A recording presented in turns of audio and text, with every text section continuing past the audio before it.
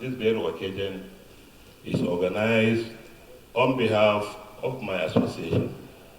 Because whenever you mention of either Miyetti Allah or Fulani, one thinks of one form of criminality or the other, either kidnapping, banditry, cattle rustling, or whatever.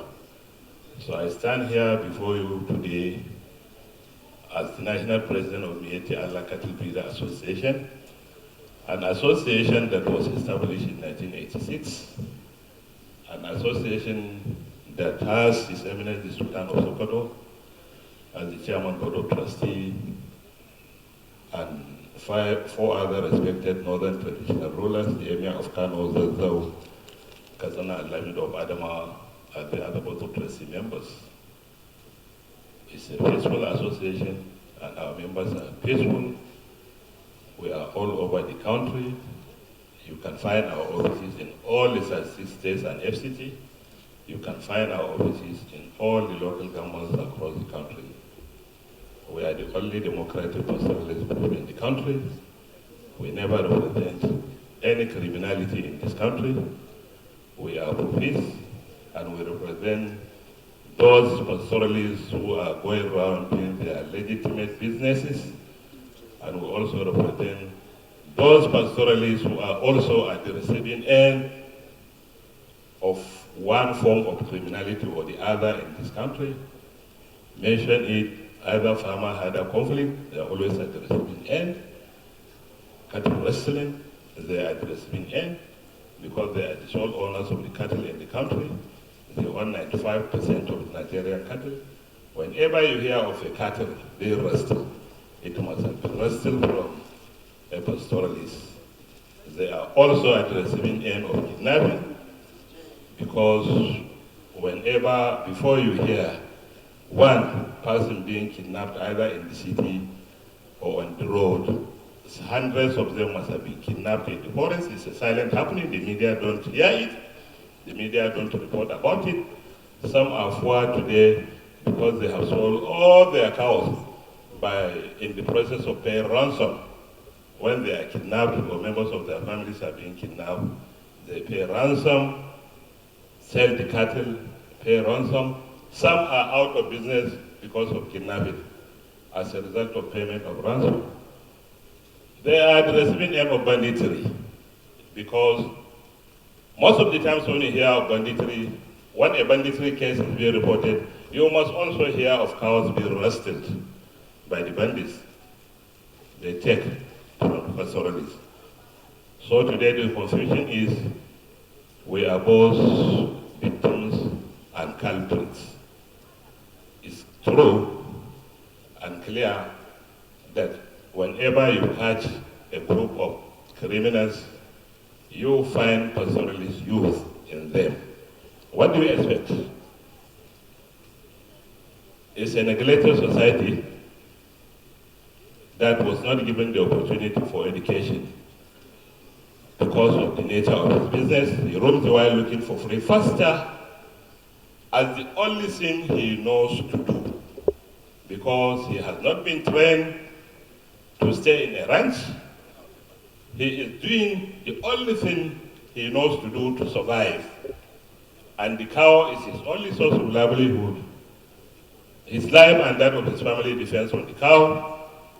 And the only thing he knows to keep the cow alive is to roam the wild looking for free pasture to feed the cow. That is the only thing he knows. While we are living in this era of development, the pastoralists are still living in the past, practicing the primitive system of animal husbandry in today's era, which may not be sustained, considering the population growth, considering the effect of climate change, considering so many other factors, considering the animal demand on the land that doesn't increase. So this calls for an effective planning. That is where we need the media to dwell attention, to prioritize government, to evolve a system of settlement model that can suit the peculiarities of the pastoralists we have in the country, for them to be settled. If you import a model of settlement for them, they won't embrace it because over 70% of them are smallholder farmers that cannot afford ranching. So I appreciate the organizers for coming, for converging the country's journalists here, because most of the times,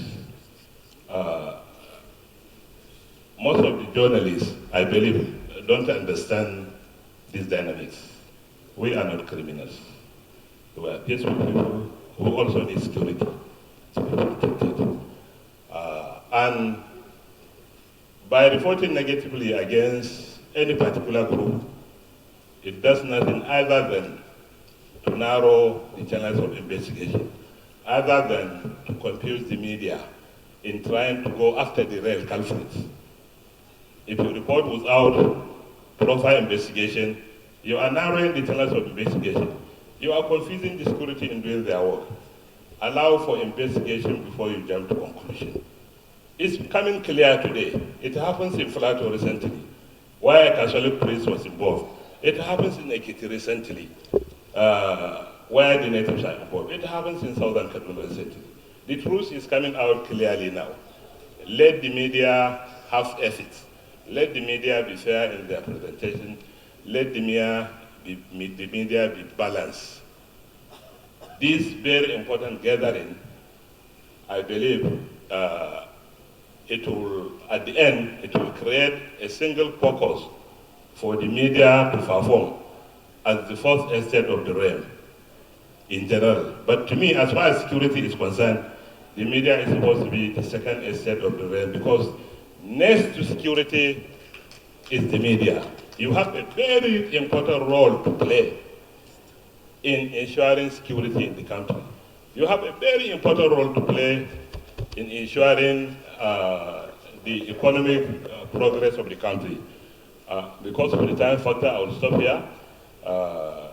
Miyetti Allah Cattle Breeder Association is the only democratic pastoralist group, and we have two Miyetti Allahs to clear here.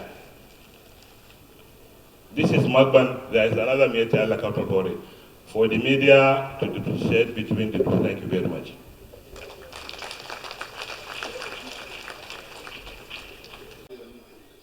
My name is USMAN NGELZARMA. I'm the National President of Miyetti Allah Cattle Breeder Association of Nigeria. Today's event, how would you describe today's event? You see, to manage the public perception against the Nigerian pastoralists, I don't think of a better forum than this one, because we have come across a convergence of journalists across the country, representative of NUJ coming from states, and print, electronics, all sorts of media houses still are here today. So I don't think of a better forum that I need as a leader of the pastoralist group in the country than the one I am coming across to today. So you describe the Nigerian journalists as the second, not the third estate of the realm. Can you share more light on this? Well, you see, generally they are seen as the fourth estate of the realm. But as far as security is concerned, in my view, they are supposed to be the second estate of the realm, because next to the security agencies is media. Because everybody gets information from the media, electronics, print, social media, and what have you. So we all rely, the public relies on information from the media, whether good or bad. So if the media can have ethics, at least the public can be educated positively towards bringing a lot of development in the country. So that is why, to me, as far as security is concerned, media should be second, because they are the next most important arm than the security agencies. If you want to improve statement, how can you convince Nigeria that Miyetti Allah, MACBAN, and other organizations insecurity that people have been accusing you of? How can you confirm? Well, you see, most of the accusations are baseless because even before proper investigation is being conducted, some of the media houses jump to conclusion and allege the pastoralists to have perpetrated whatever it is. And most of the times when things happen, take for example what took place in Mangu the last time, you see most of the electronic media that were there, their stories were lopsided because they aired from the other side without balancing from the other side. So these are some of the issues. So the pastoralists in Nigeria are at the receiving end of everything that I said on the podium because they are at the receiving end of farmer-herder conflict. They are also at the receiving end of kidnapping and cattle rustling.